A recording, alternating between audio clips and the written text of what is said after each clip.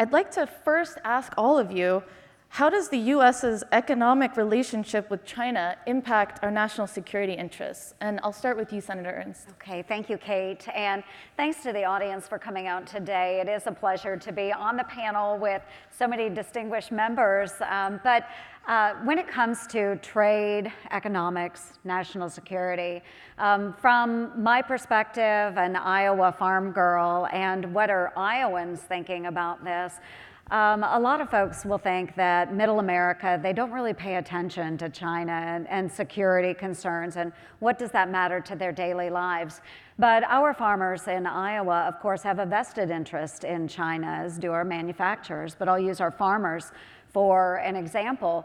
Understanding that their agricultural goods go into so many different markets, so they keep an eye on that. And of course, China is a large purchaser of corn, soybeans, pork, you name it, from Iowa. So there is a direct connection between China and Iowa. 1 in 5 jobs in Iowa is tied to trade. So when we talk about national security, what are we doing in that space, and how does it tie into trade and Iowa? Well, just for example, doing the freedom of navigation exercises through the South China Sea, where so many of our trade goods will proceed, that directly impacts how we get our goods into various markets around the globe. So having free and open trade lanes applies directly to trade in Iowa, and of course then our national security. So we can't be complicit about security. Good trade partners, good security partners, we need to work on both of those with China. Thank you so much. Congresswoman Murphy, please. Great. Thank you all so much for being here, and also just really honored to be on this panel with a distinguished panelists. I think there are actually quite a few areas in which the U.S.-China trade wars has a significant impact on national security, not just in this moment, but into the future.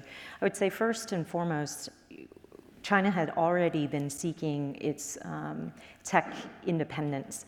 And I guess, maybe for the first time at a Reagan Defense Forum, I'm going to quote Gwyneth Paltrow and say that this conscious decoupling of our economies actually is creating a situation where you're accelerating China's tech independence. And as they create their own technologies and move from imitator to innovator, I think we'll find that some of the defense industrial base will find more competition in some of these products out in the marketplace as China pushes forward with their versions of various technologies. I think that is a bit dangerous also because China's approach to technology is not technology for democratization purposes, but it's rather technology for an authoritarian dystopian purpose. Just look no further than Xinjiang or Hong Kong and you can see that. So that competition and the competition of the values that are embodied within technology will have a significant impact on our national security. I'll also say that the current trade war is affecting, I would argue that it is affecting China's cooperation perhaps with us on some really important issues, whether it's North Korea or otherwise. And it has the ability to pull in issues on this side of the Pacific. For example, I think the president is keen to try to land softly phase 1, de-escalation of this trade war. And there was some consideration that after the Congress passed the Hong Kong sanctions that he wouldn't sign them into law as a way not to further inflame the Chinese as he's trying to negotiate out of this trade war. So that would be, it was a veto-proof majority that we passed the Hong Kong sanctions with, but we don't want to see ourselves selling out other American values in an effort to get out of a trade war that we started. I could go on. There are other areas that are you see the impact, but I'll finish with this last one, is that 1.4 billion Chinese people who are seeing a deceleration of their economy, and their government is blaming it on us. And so what does that do to stoke nationalist feelings within China, as well as anti-Americanism? And in that context, the relationship between the two countries in the event of conflicts or misunderstandings becomes very, I think, risky. Okay, thank you so much. Admiral, could you tell us how you think the U.S.'s economic relationship with China impacts our national security interests? Yeah, thank you very much, Kate, and as well, it's a great honor to be up here with the members here on the panel. I appreciate the comments so far. Without question, I believe that economic prosperity is linked to our national security, and I believe that most countries see their security and economic interests intertwined. You only need to look back at the history of the United States. One of our oldest treaty alliances was signed in the 1830s with Thailand. It was a treaty of amity, and it was to help facilitate the deep trade that the very young United States had in Southeast Asia at the time. That's just one example. Commodore Matthew Perry's opening of Japan in the 1850s as well shows that the nation's national security interests and apparatus we're trying to help assist in the economic prosperity. I appreciate the comments on freedom of navigation operations. We've talked quite frequently about the amount of trade. In excess of $3 trillion in trade traverses the South China Sea waterway on an annual basis. There's some $2.5 trillion worth of reserves in the seabed. One of the things that we seldom talk about is the telecommunication cables that terminate in the South China Sea, carry information from Southeast Asia and South Asia, and indeed the Middle East and Southwest Asia, all the way to the United States, and certainly to other centers there in Asia as well. Critically important, and assuring that those cables are free from disruption, certainly, and I think for all our allies and partners, helping assure that they're free from coercion. And that manifests itself in the region in many ways, from China specifically. In the diplomatic realm, certainly propaganda and information, but in the economic aspect as well.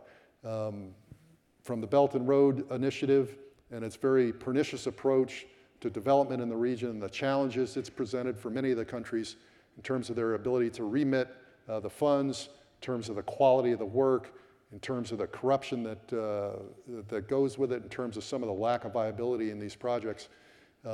It's challenging some nations directly and their sovereignty. And you've all read about Sri Lanka and Vanuatu here in the last year.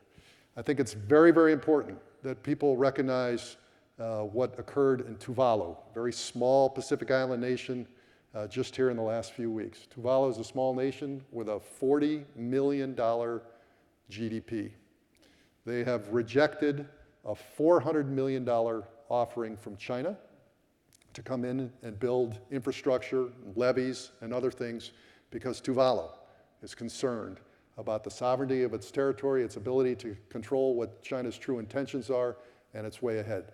10 times the amount of their annual GDP has been rejected. So you can see how economic prosperity and national security is so intertwined. Thank you. Thanks, Kate.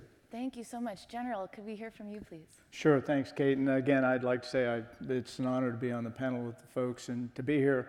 And I agree with everything that was said. And I'd like to reiterate a couple of things Admiral Davidson said. I think everybody's got to be fully aware of what China's intentions are. And it's a globalization that we're undergoing. We understand that. But as was said, if you remember in September 9/11, right? Remember what happened in 2001, which is often forgotten. December of that same year, 2001, is when China was admitted to the WTO. And so they got into the WTO, and we had a strategic focus on the Middle East from 2001 for several years. And what the Chinese did was they used lawfare to their advantage. And on the economic side, they would use the WTO when it suited them, and they would disregard the rules when it didn't, lawfare, as it were.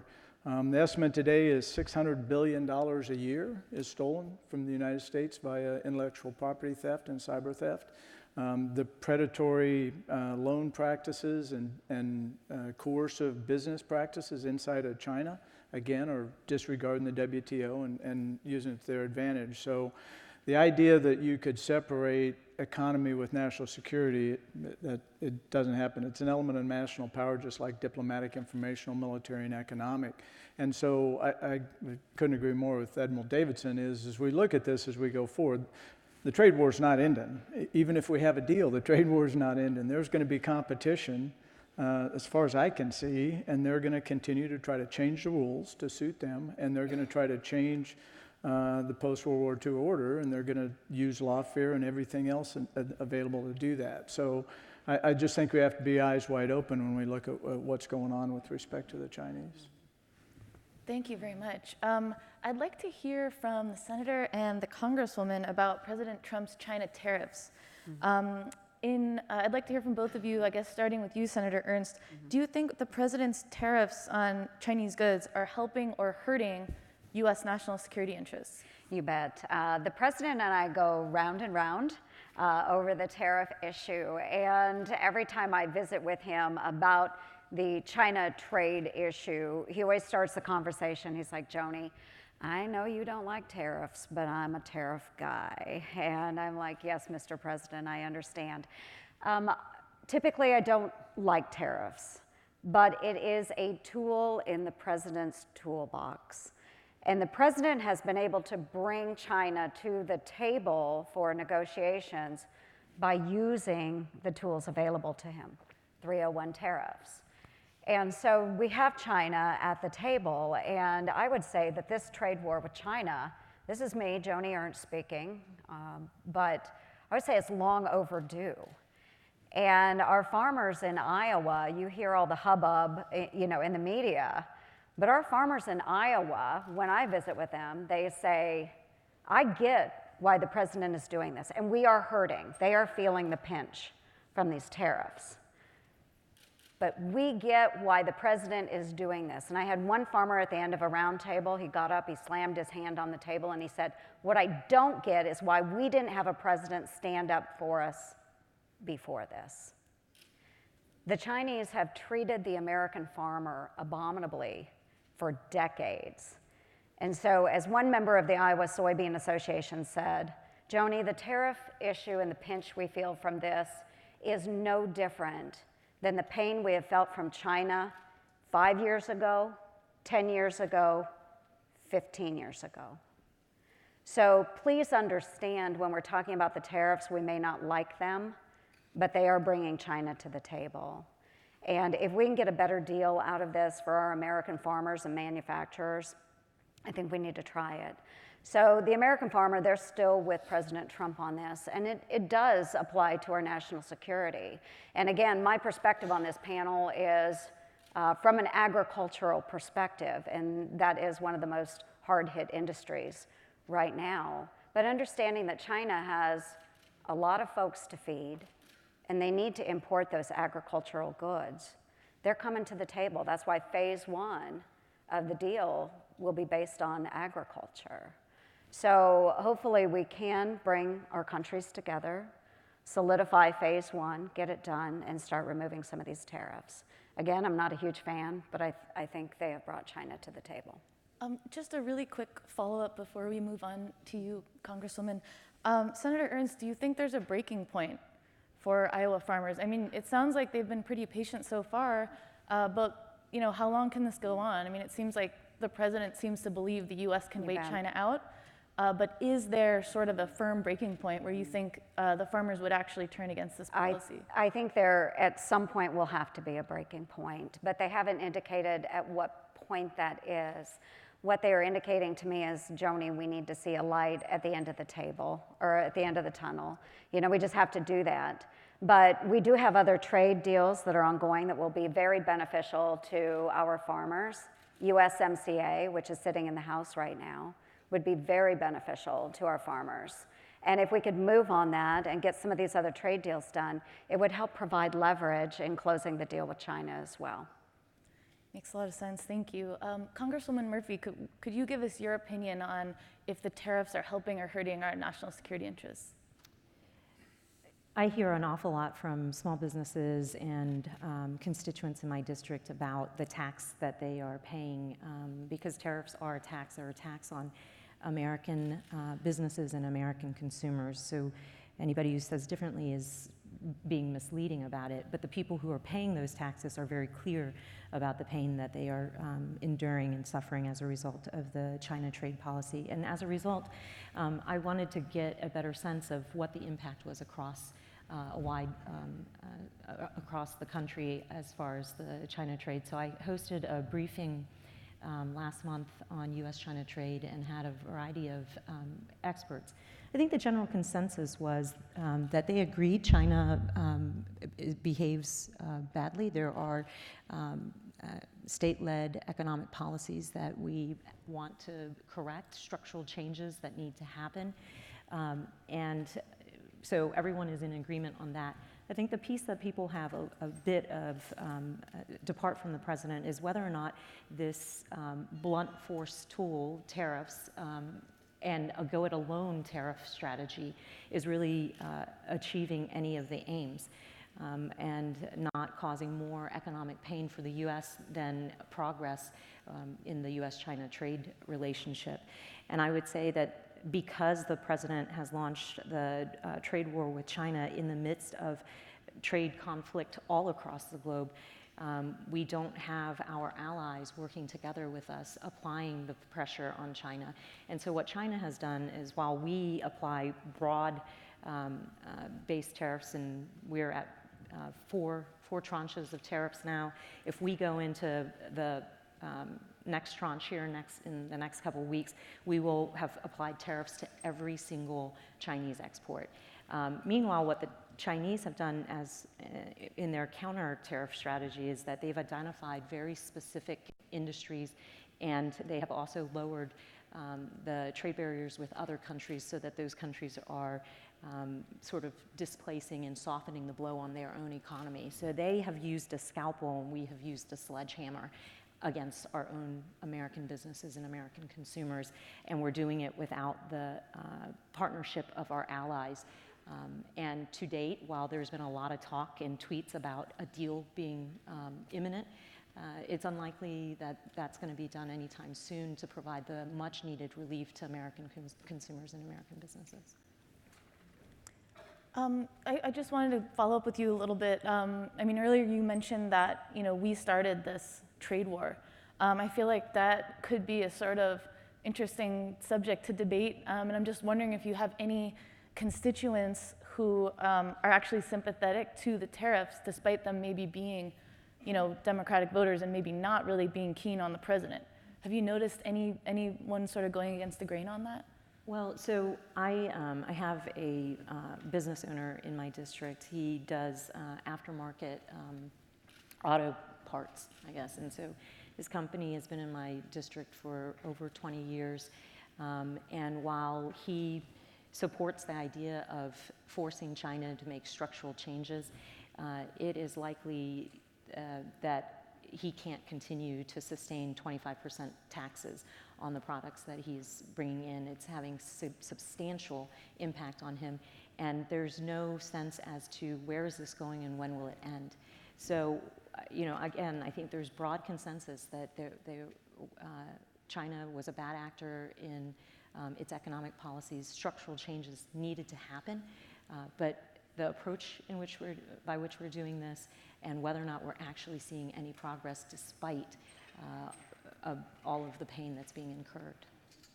Thank you very much. Admiral Davidson, just gonna lighten things up here. How does Huawei's rise as a global telecommunications giant impact your strategy in the Indo-Pacific? I'm sorry, I didn't hear the first part, please. How does Huawei's rise as a big telecom giant impact your strategy in the Indo-Pacific? Well, it's a bit of a concern. One of the things I've done in just the last few weeks is spent some time with the tech industry and telecommunications as well. And what Huawei is doing, at state direction and opportunity is offering extraordinarily cheap goods that other nations can't necessarily compete with. That's a challenge. Secondly is the cybersecurity and other laws, national security laws that are in place in China make Huawei a specific threat because Huawei is obligated to provide information to the Communist Party of China as the Communist Party of China dictates. And as I think about our allies and partners, indeed, everyone on the nation, and the potential for their information to be subject to Communist Party of China whim, I think that's an extreme threat. To have such networks and systems that would be perhaps interoperable or even interconnected with the United States military systems or other specific systems, you really have to question the integrity of what those networks would be. And it would, in a way, define the relationships that we have with others and allies and partners. And fundamentally, that's what many of our engagements have been about. This is why competition is so important globally. It's not the U.S.'s intent, in my view, to see it decouple from China. What it wants is a China that plays by the rules. And when I meet with industry in all sectors, there's two things that become eminently clear. One is they want access to the Chinese market, and they're happy to have businesses that they're involved with in China, have access to the global economy as well. But secondly, they need China to play by the rules.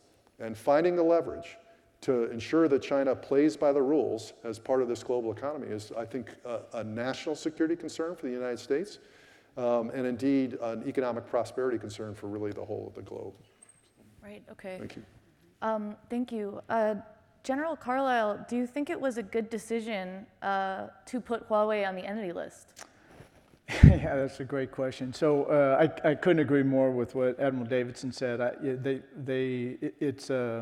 It is a huge challenge because there's cyber threats, there's intellectual property thefts, there's coercive business practices. It's nice to have the ability to work inside of China, but if they demand all your intellectual property and then they turn it into their own uses, it is a challenge.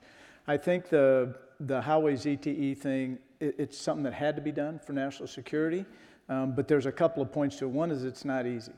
I think, if you talk to industry and certainly the tech industry, phase 1 of 889 was this year, August of this year. Phase 2, which means we couldn't go directly to anybody that had to do with Huawei ZTE. And then next year it's supposed to be down the entire supply chain. That's hard to determine. And as Admiral Davidson said, we know what the Chinese have done. They dump a market, they undercut us, they undercut tons of businesses with state-sponsored capitalism where they can undercut, and then they grab the market, and then they control it, and then they have you over the barrel, whether it's technologically or whether it's militarily. So they use that to their advantage. So I think the two things, yes, the short answer is yes, it was the right thing to do, but I think there's two things we have to realize how difficult it may be for industry and what the challenges industry are going to have to meet those regulations. And we may need things like Defense Production Act, DPA, Title III, and some of those things to help industry counter what the Chinese have done. So I think that's part of it. And then the other part of it, and it's exactly what Congresswoman Murphy said, is it's not us, it's all of us. And so I think our asymmetric advantage against that adversary is the fact that we have friends, partners, and allies. So it can't be us go it alone. We're the only ones that are going to push back against Huawei and ZTE. It's got to be, we got to build allies and partners and an agreement across all the nations that have the same values as us to do exactly what we've all said, and that is force the Chinese to play by the rules. And they'll give an inch, and then they'll try to take two back, because they'll play the long game, and we have to stay resolute and continuing to push back on that. So I consistently, hear complaints from U.S. companies who do business with Huawei that putting them on the entity list was a big mistake and potentially an own goal, because it's incentivizing U.S. companies to move production overseas so that they can continue doing business with Huawei and not be subjected to entity list restrictions. And the other thing that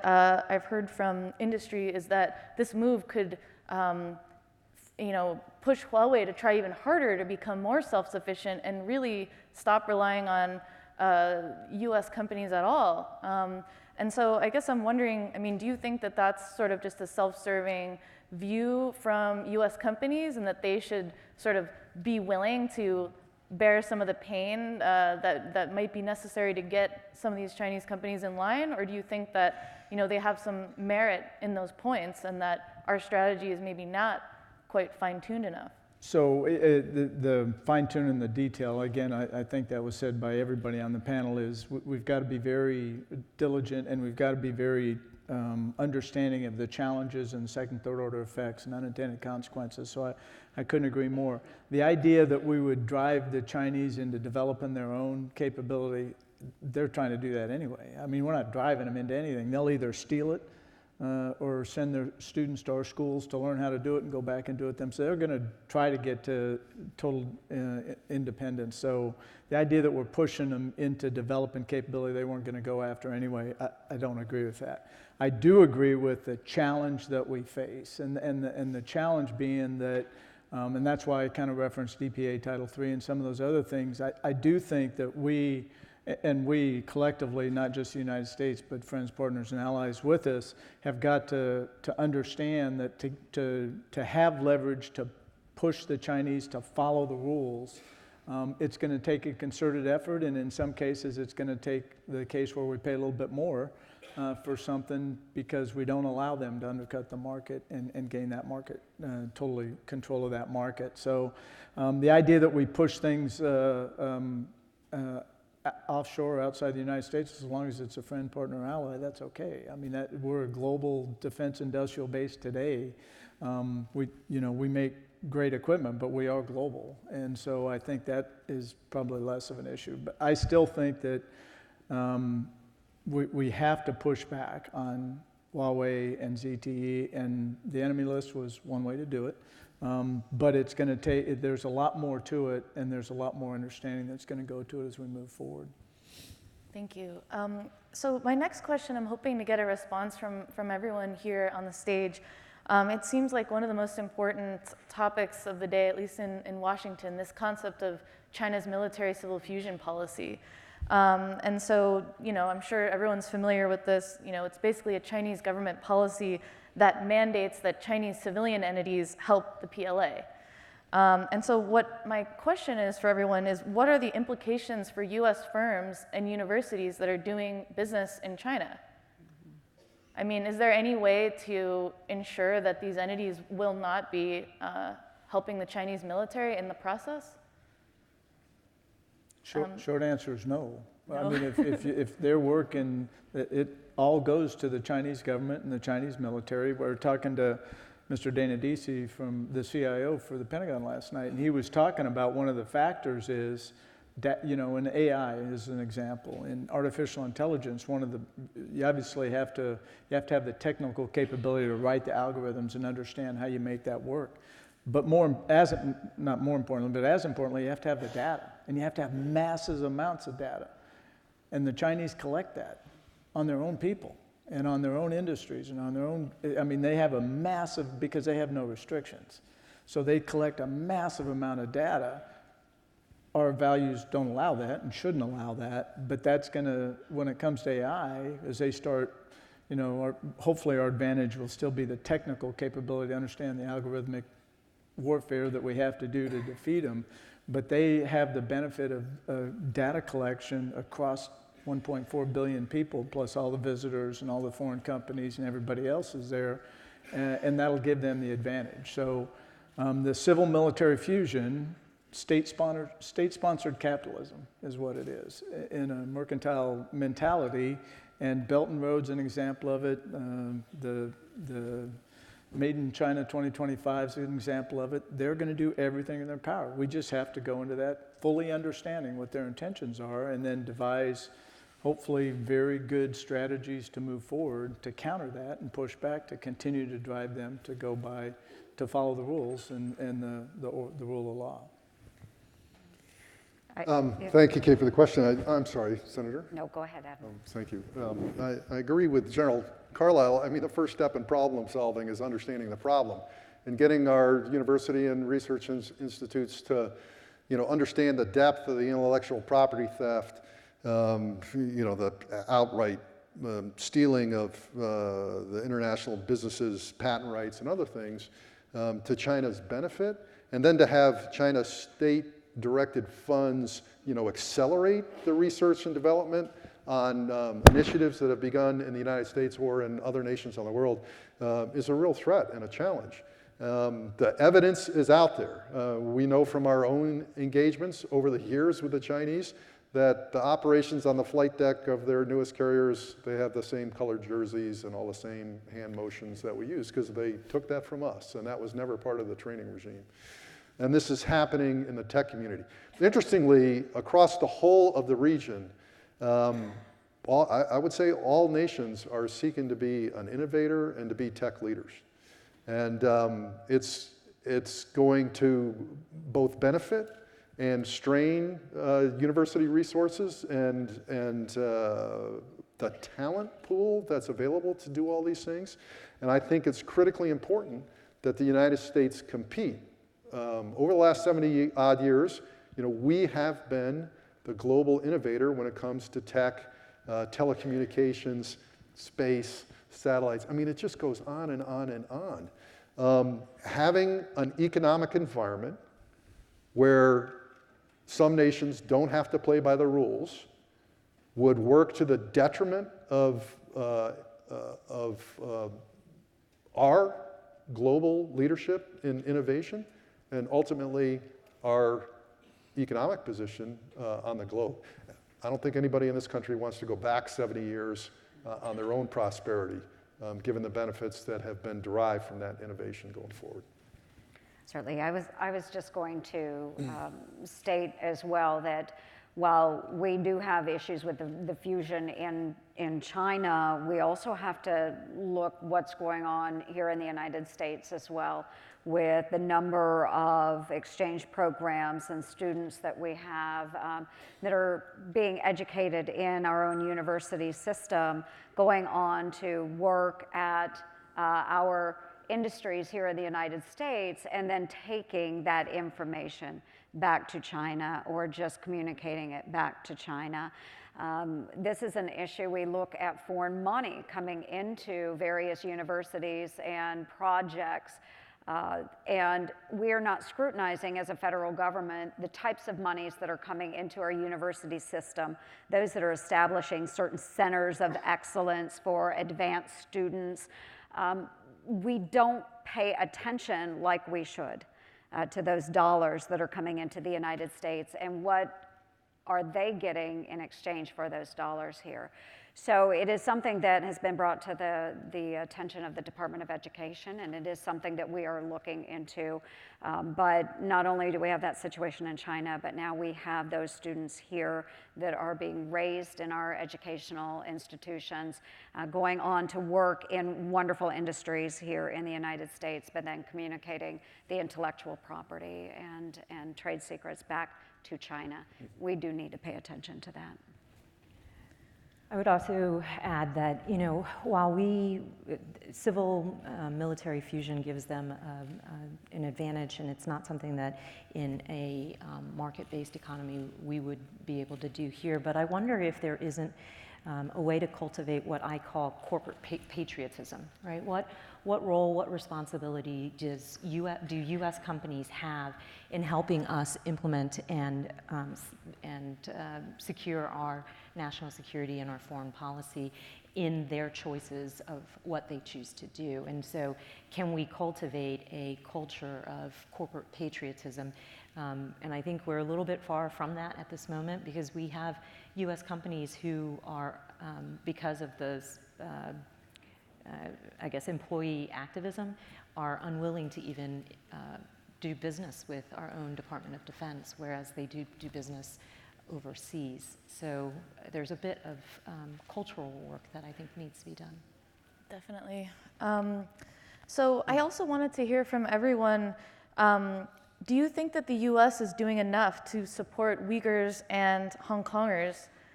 And should the U.S., if we're taking this moral stance on promoting our values around the world, should the US be contemplating any trade deal with a country that is treating its people in the way that China is? I think, again, I think it is important that we do have good trade with many different partners around the globe. And those are our considerations that we can have as we work through a trade deal.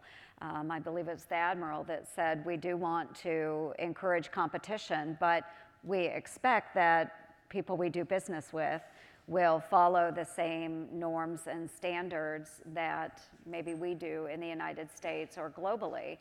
And so we would expect better out of the Chinese. Now, will that happen? What are the ways that we can enforce what we want to see when it comes to Hong Kong? And having a number of discussions here at this forum this weekend, just understanding again that there are many tools that exist in a toolbox, whether, at the far end of the spectrum would be military action, which is something we would not want to see. But at the closer end of the spectrum, what can we do through the State Department and enabling some of our partner countries in that region to help them push back against the Chinese. So this is one that we can't go alone, and we certainly would want to work with other nations in that region. I think even if the administration is unwilling to do more than just admire authoritarian leaders, as we've seen this administration do, Congress has acted and is standing up for American values. We just passed a Hong Kong sanctions, basically sanctioning anybody who is engaged in human rights violations. That has real teeth, and it passed with a veto-proof majority. And so I think that Congress also has a role in speaking up, and it has been using its voice and its legislative powers to live true to our American values and to speak up about the situation that is happening in Hong Kong. Yeah, I think what's happening in Xinjiang and Hong Kong should send a chill down the spine of everybody outside the borders of China, let alone the Chinese people. What's happening in both places, is demonstrable of what the Communist Party of China is capable of. I think the whole of the international community should be outraged. People are watching Hong Kong quite closely. So there are 100,000 US citizens in Hong Kong, 100,000 British citizens, 30,000 Australians, 25,000 Japanese, 25,000 South Koreans. This is a key financial center for US business and international business to get money into China. It's a key avenue in which money comes out of China as well. For that to come apart would have a global economic impact, certainly affecting everybody's security, and I think the human tragedy that would accompany that would be absolutely alarming. I think you've all read just in the last couple of weeks here that China has been suspending US ship visits to Hong Kong over the course of the last 6 months there. It's just one more indication that the Communist Party of China doesn't live up to its obligations, either by the treaty agreement they had with the transition of Hong Kong, or with their own obligations and interactions with the United States. So it's a real problem. Yeah, I agree with everything that's been said. It's exactly right. I think what happens in Xinjiang and Hong Kong is horrible. I think the international community is looking at it eyes wide open, as we are, and I believe that our values, our friends, partners, and allies that work with us have to continue to push back against that. How you do that, this is, as Senator Ernst said, this is, again, it's not easy in the situation we're in with both Hong Kong and the Uyghurs, but it's something that it should affect all Americans' value system for how bad it is. I do believe, though, exactly what Admiral Davidson said is the rest of the world's seeing this, as are people inside their own country, and so I think.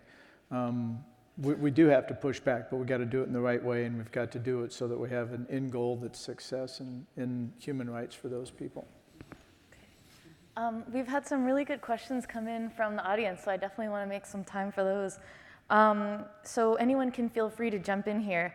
How would a trade agreement with China play out within the US government? Would it pit those who prioritize business and economic interests against national security professionals? That's a good question, but I would hope that it would benefit both.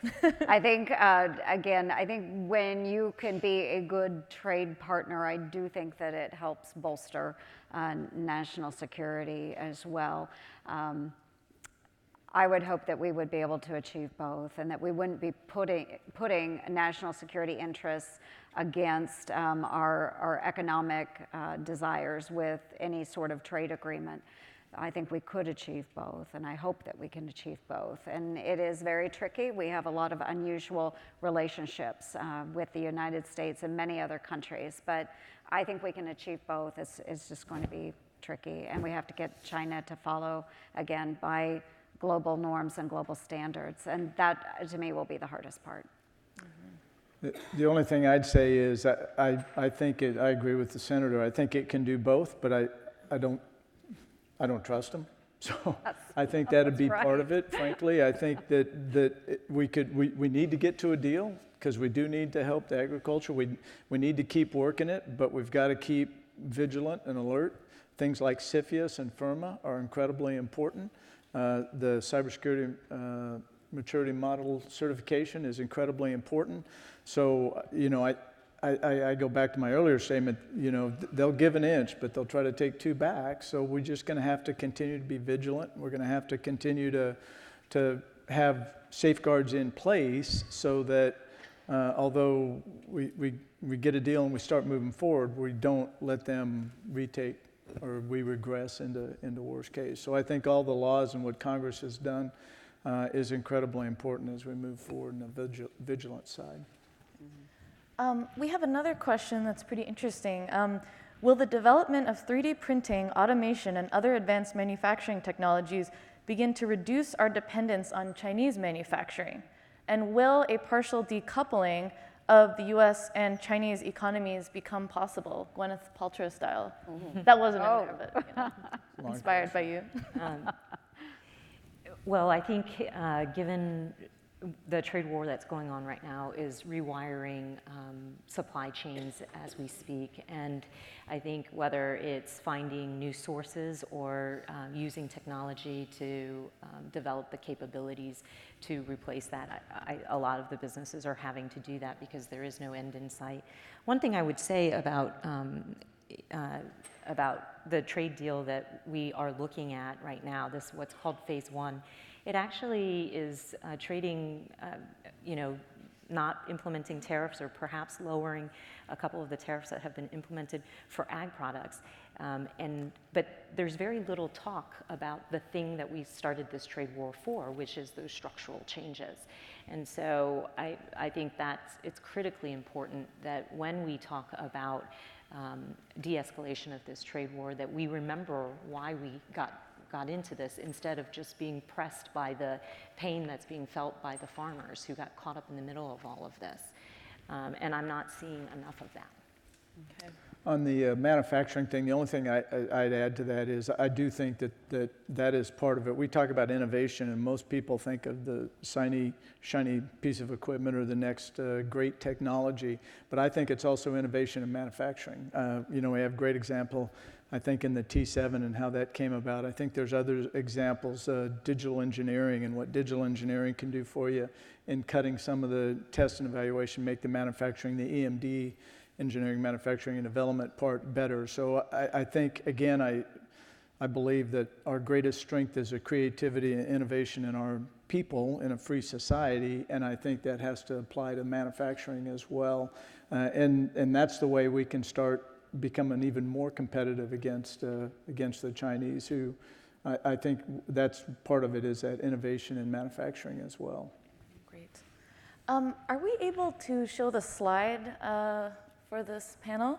I think people at the conference have been talking quite a bit about the fact that the participants in the Reagan National Defense Survey said that they see China as much more of an economic threat than a military threat. And I think a lot of people here, maybe wouldn't agree necessarily with that response. I feel like a lot of people I've talked to just at this event have said these threats are really intertwined. It's hard to separate them. But I guess I was sort of curious, of course, China presents an economic threat, but what would be the threat to the US if China's economy actually tanked? I mean, I don't think many people have a super clear picture of what's going on in China's economy. The data is not reliable. There could be quite a bit of stuff going on that we may not have a full picture of. So I was wondering if we could just talk briefly about the risk to the US of a Chinese economic collapse. I certainly don't think it's the U.S. intention to seek the collapse of the Chinese economy. As I said earlier, I don't think it's the nation's intent to pursue a decoupling as well. I don't think that's in anyone's interest. When I travel around the region, engage with my allies and partners, they're not interested in that either. For many of them, China is their #1 trading partner. We, on the other hand, are their #1 by an order of magnitude by 10 in many nations. The biggest contributor of foreign direct investment, actual investment in those countries. I don't believe anybody seeks that kind of impact on the Chinese economy as an outcome. But I do think it's important that China's contribution to the global economy and to everybody else's fair treatment and ability to participate in that economy, that they play by the rules. So it's important that we bring them to the table, and that the international community, this is not just a US-China issue, the international community insists that they play by the international rules here when it comes to economic practices. Right. I mean, yeah, I certainly don't think the US is seeking that outcome, but there's plenty of things going on in China that are totally outside of our control. So I guess I'm curious, if that outcome does come to pass and China's economy really slows down, does that make your job a lot more difficult? Will you be a lot more worried about a China on the defensive than the current position, where I think a lot of people perceive them to be on the rise? Yeah, I won't take on a hypothetical like that. I mean, I think it's fair for any military man and anybody interested in national security to understand that greater instability in any aspect leads to the greater potential for miscalculation. We'd have to be on the lookout for such a thing, but I won't speculate on the direction of the Chinese economy there. Anyone else? I think we have 40 seconds. The only thing I'd say is I couldn't agree more. We're not going to crush, and there's no intention to, and frankly, I don't see it, that they had their worst year in 38 years and their economy grew by 6.9%. So they had to devalue their currency. They'll feel the pain. They have to have that kind of growth to feed 1.4 billion people. So I think the idea that we continue to put pressure on them to force them to change and follow by the rules, the structural changes that the senator and the congresswoman talked about, that's the important part. And I do believe that we as a nation, to include our friends, partners, and allies, have to take the long view, as they do, as our opponent does, and look at this, that this is going to be a continuous competition and engagement, and we've just got to maintain our vigilance and maintain the pressure to get them to follow the rules. Thank you very much, and we're at time, so thank you all so much for coming. Thank you, Kate. Thank you. Thank you.